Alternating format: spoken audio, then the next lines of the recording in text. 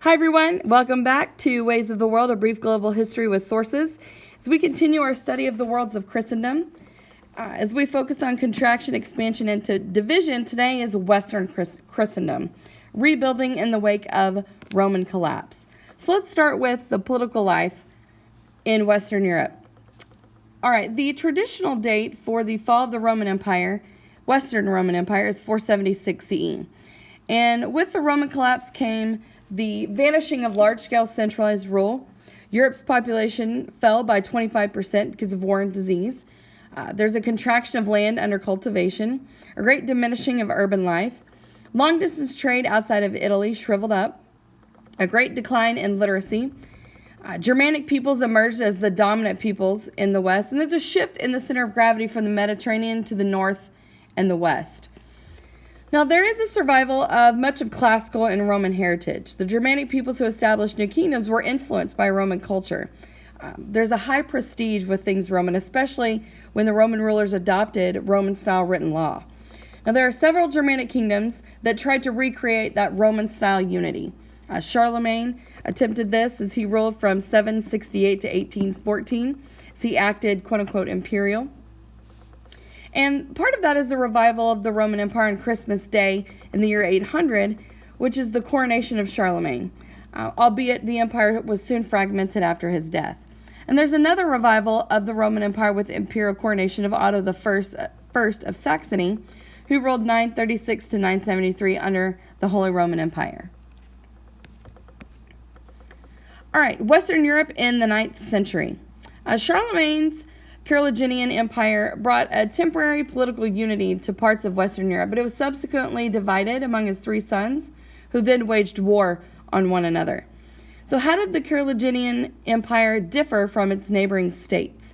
Well, unlike the surrounding states, the short-lived Carolingian Empire was geographically large, had imperial bureaucracy and standardized weights and measures, and its ruler acted in a manner intentionally modeled on classical Roman emperors. All right, society and the church. Within these new kingdoms, they were highly fragmented, and it was a decentralized society. There's great local variation, and the landowning warrior elite are the ones that exercised power.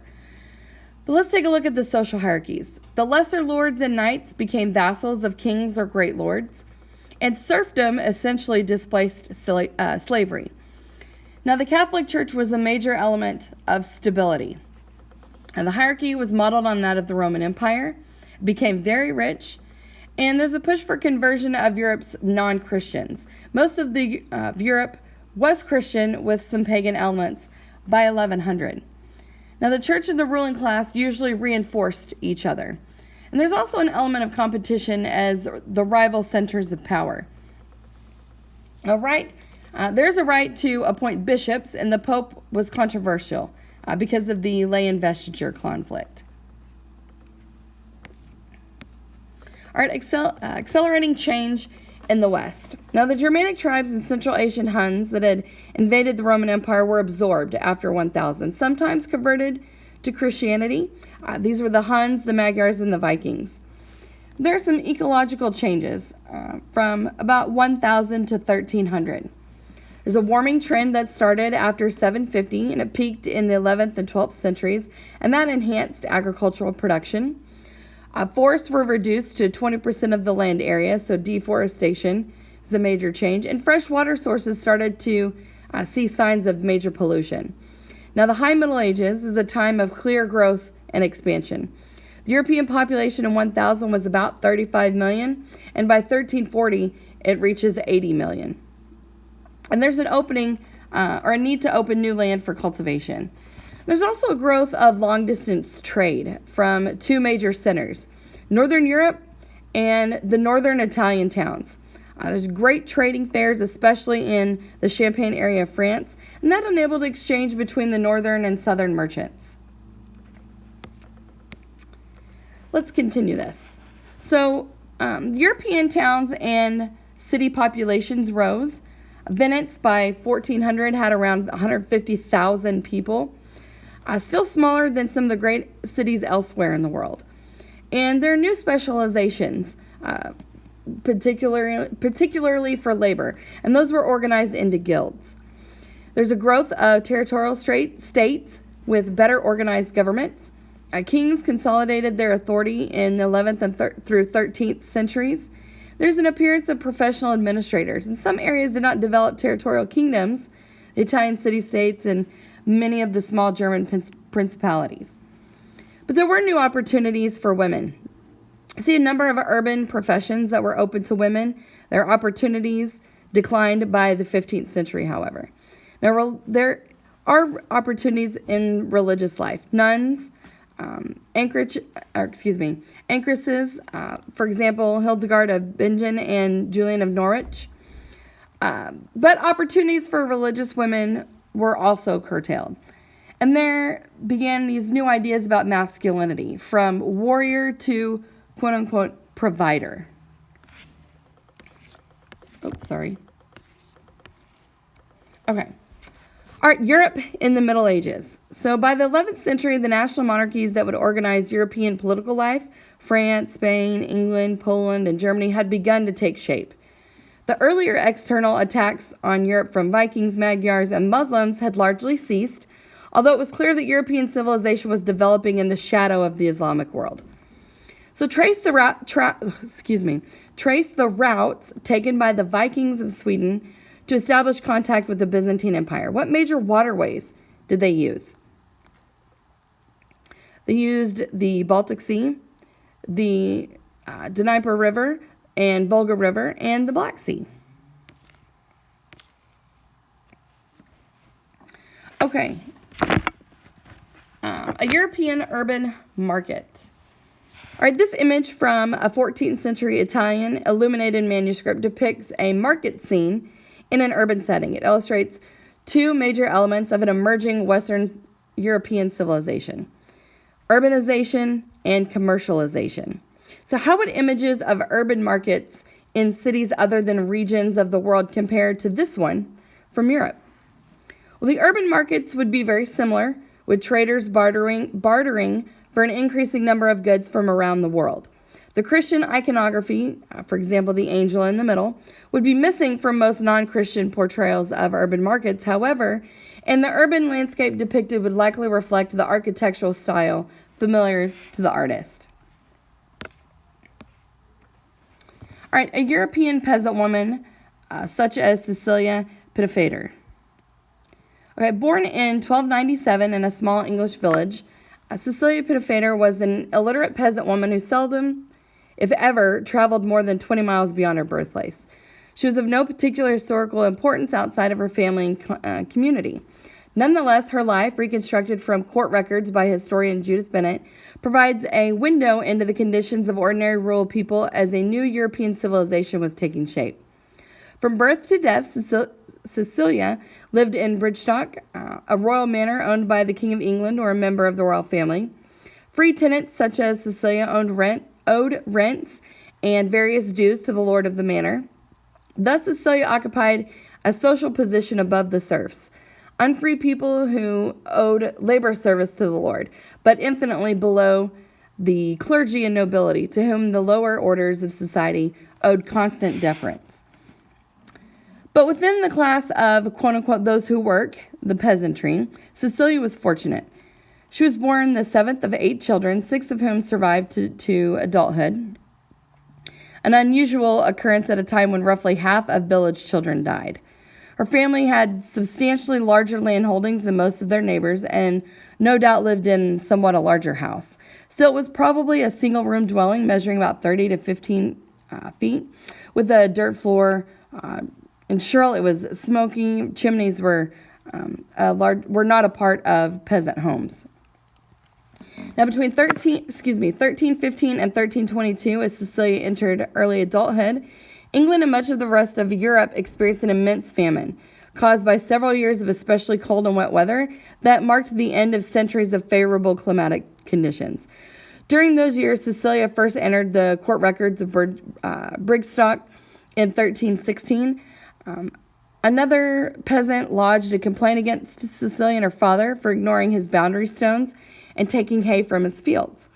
Such petty quarrels and minor crimes proliferated as neighborliness broke down in the face of bad harvests and desperate circumstances. Furthermore, both of Cecilia's parents died during the famine years, and Cecilia was left a single woman in her early 20s. But the relative prosperity of her family allowed her to lead a rather independent life. In 1317, she acquired her first piece of land, probably with financial assistance from her father and her own earnings as a day laborer. In fact, Cecilia benefited from the famine because it forced desperate peasants to sell their land at reduced prices. As a result, Cecilia was able to accumulate additional land. By the time of her death in 1344, she's a fairly prosperous woman with a house and farmyard, 70 acres of pasture, and 2 acres of good farming land. She hired servants or day laborers to work her lands and depended considerably on her brothers, who lived nearby. So if class and family shaped Cecilia's life, so did gender. As a woman, she was unable to hold office in the manor. She was paid but maybe 1/3 less than men when she worked as an unskilled day laborer, and she could not serve as an official ale taster, responsible for the quality of the beverage, although women brewed the ale. Like all women, she suffered under sexual double standard. 2 of her brothers, one of whom was a priest, produced children out of wedlock, with no apparent damage to their reputations. But should Cecilia have done so, scandal would surely have ensued. Unlike most women of her time, Cecilia never married. Did her intended perhaps die during the famine? Did she have a socially inappropriate lover? Did she have an intimate relationship with Robert Malin, a man to whom she left 1/3 of her estate? Or did she consider marriage a disadvantage? Married women and their property were legally under the control of their husbands, but as a free tenant and head of household, Cecilia bought and sold land on her own and participated as a full member in the deliberations of the local court, which regulated the legal affairs of the manor. So for a woman, the pros and cons of marriage depended very much on whom she married. As a medieval poem put it, the good and bad happenstances that some women have had stands in the choice of a good husband or bad. So, while Cecilia missed out on the social approval and support that marriage offered, as well as the pleasures of intimacy and children, she also avoided the potential abuse and certain dependency that married life carried for women. And her death in 1344 provoked sharp controversy within her family network over the familiar issues of inheritance, kinship, and land. She left her considerable property to the illegitimate son of her brother, to the daughter of her sister Agnes, and to the mysterious Robert Malin. Now, aggrieved parties, particularly her sister Christina and her nephew Martin, succeeded in having her will overturned. All right, Europe outward bound, the Crusading tradition. Now, medieval expansion of Christendom happened after 1000. It occurred at the same time that Byzantium declined, and there's a clearance of land, especially on the eastern fringe of Europe. Scandinavian colonies were founded in Newfoundland, Greenland, and Iceland. Europe had direct, though limited, contact with East and South Asia by the 13th and 14th centuries. That takes us to the Crusade movement that began in 1095. Wars were at God's command. They were authorized by the Pope, for which participants received an indulgence or release from penalty for confessed sins. And they were amazingly popular. They were religious wars at their core. And the most famous crusades aimed to regain Jerusalem and the holy places. Many waves of crusaders went to the Near East. There's a creation of 4 small Christian states. The last fell in 1291. And it showed Europe's growing organizational ability. There's the Iberian Peninsula Crusade, the Baltic Crusade, the attacks on the Byzantine Empire in Russia. The Crusades had little lasting political or religious impact in the Middle East. European power was not strong or long-lasting enough to cause much conversion, and the footholds there came under Muslim control by 1300. But the Crusades had a significant impact on Europe. The conquest of Spain, Sicily, and the Baltic regions were important. The Crusaders weakened Byzantium. The Pope strengthened their position for a time, and tens of thousands of Europeans made contact with the Islamic world. Europeans developed a taste for luxury goods of the East, and there were learned techniques for producing sugar on plantations with slave labor. And sugar became a very addicting substance. The Muslim scholarship and Greek learning flowed into Europe, and there's a hardened cultural barriers between these peoples. And it's really during the Crusades when Europeans realize how backwards they are compared to the Near East. All right, this 14th century painting illustrates the Christian seizure of Jerusalem during the First Crusade in 1099. The crowned figure in the center is Godefroy de Bouillon, a French knight, I'm sure I mispronounced that, I'm sorry, and nobleman who played a prominent role in the attack, was briefly known as the King of Jerusalem. So based on the image and your knowledge of world history, to what extent did the Crusaders and Islamic warriors have similarities? Both believed that they were fighting for land they deemed holy to prevent its control by those they considered infidels. This image also demonstrated that they used similar military armor, weaponry, and tactics.